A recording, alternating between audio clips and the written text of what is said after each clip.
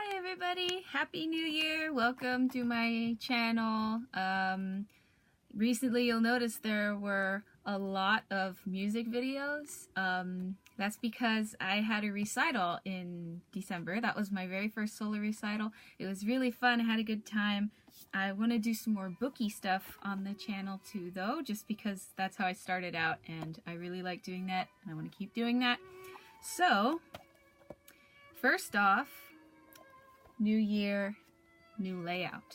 Thank you very much to my producer, Lizzie, for helping me get this grand setup.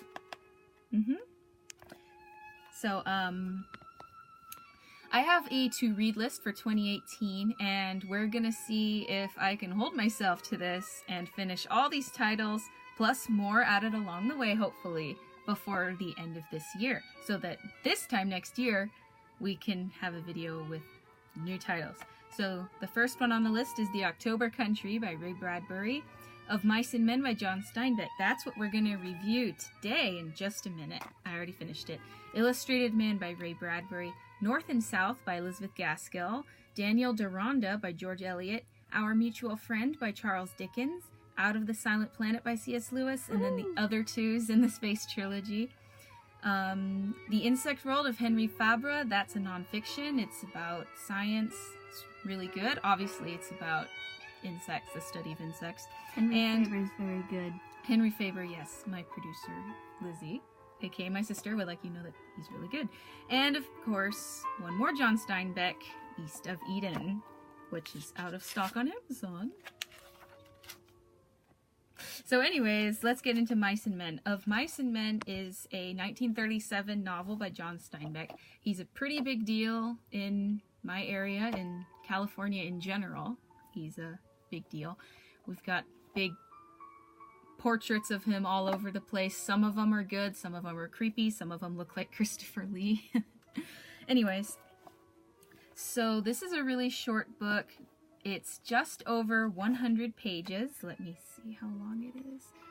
It is 107 pages, and despite how short it is, it's jam-packed with really rich characterization of the two leads, plus a lot of the side characters who have a lot of impact on the plot. And it's really short. It only covers like 2 or 3 days, and things get intense really fast in the last 2 chapters, and you're just like, whoa, how'd that happen? So, the 2 main characters are George and Lenny. George is like kind of a small, clever guy. He's rough around the edges. He's kind of rude, cusses a lot. You know, he likes to go to town and make a ruckus, you know, on his days off. But he's looking over this mentally challenged guy called Lenny. They grew up together, and Lenny, he has this fixation with petting, and he loves animals, basically. He loves cute animals. He likes petting them, and he'll pet anything, mice, dogs. He and George are planning on saving up money and getting their own ranch, and the thing that makes Lenny the most happy is the prospect of rabbits to look after, and so throughout the book, he keeps going on and on. I'm gonna look after the rabbits, aren't I, George? That kind of thing. And he's really endearing, but he's also kind of a dangerous character because he's got a lot of strength.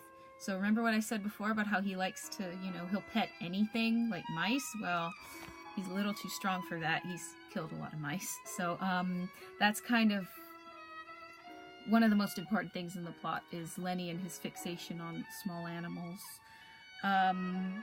There's a lot of other interesting characters. The son of the guy who owns the farm where they end up working is Curly. He's a massive jerk.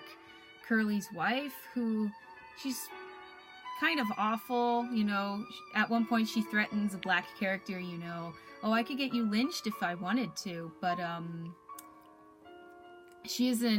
guess she isn't completely, you know, she's somewhat sympathetic, I guess. Even if you don't like everything she does, she's fairly sympathetic.